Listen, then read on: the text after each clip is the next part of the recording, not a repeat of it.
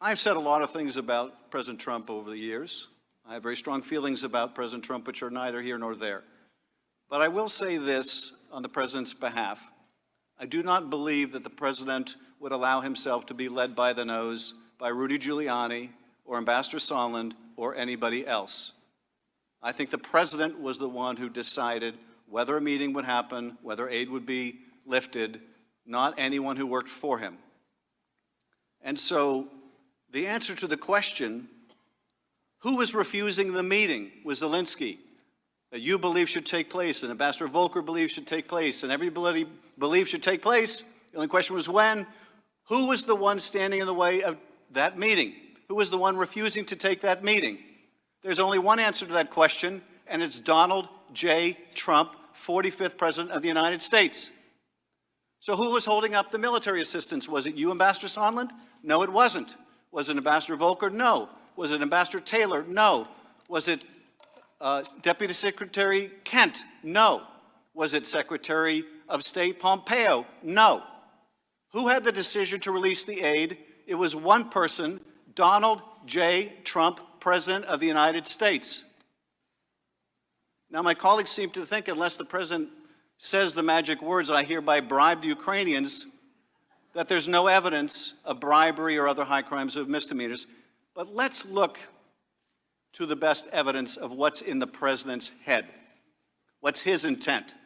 What's the reason behind the hold on the meeting and on the aid? Let's look at what the President has to say. Let's look at what's undisputed about what the President has to say. And you know how we know what the President has to say? Not because what you have represented or others have represented, but because we have a record of his conversation. And with who? The one who really matters. With the other president, Zelensky. And this is what he says. He says, Rudy very much knows what's happening. And he is a very capable guy. This is after he says he wants a favor. And he goes into CrowdStrike in 2016. He says, Rudy very much knows what's happening and is a very capable guy. If you could speak to him, that would be great. The former ambassador from the United States, the woman was bad news. And the people she was dealing with in Ukraine were bad news. So I just want to let you know that. The other thing, there's a lot of talk about Biden's son. That Biden stopped the prosecution, and a lot of people want to find out about that. So whatever you can do with the Attorney General, that would be great. Biden went about bragging that he stopped the prosecution. So if you could look into it, it sounds horrible to me.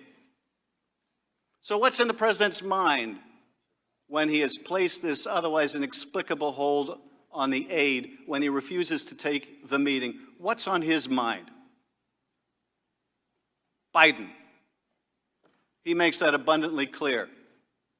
I understand, Ambassador, you said you didn't make the connection between Burisma and Biden. I will let the American people judge the credibility of that answer.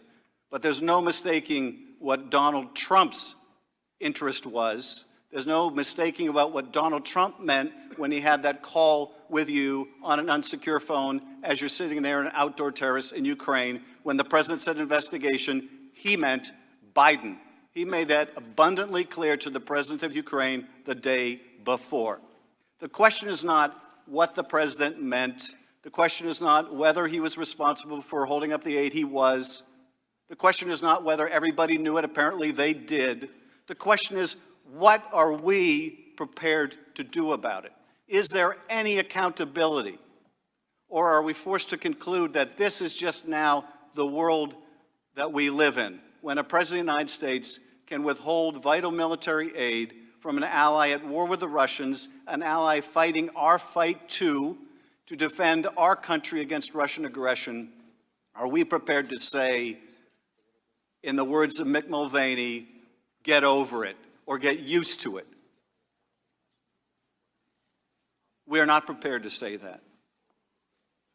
We're not prepared to say that. And I appreciate Ambassador Volker, Ambassador Sondland, I appreciate the fact that you have not opined on whether the President should be impeached or not be impeached, or whether the crime of bribery or the impeachable offense of bribery or other high crimes and misdemeanors has been committed. That is for us to decide in consultation with our constituents and our conscience. That is for us to decide. And much as my colleagues have said otherwise, This is not an easy decision for any of us. And much as my colleagues may say otherwise, this is not something we relish. For over a year, I resisted this whole idea of going down the road to impeachment.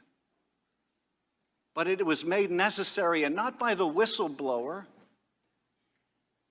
but by the actions of the president.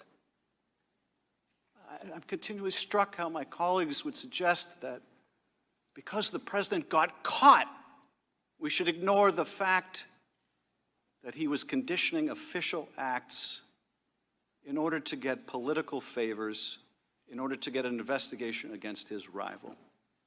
Getting caught is no defense, not to a violation of the Constitution or to a violation of his oath of office, and it certainly doesn't give us a reason to ignore our own oath of office.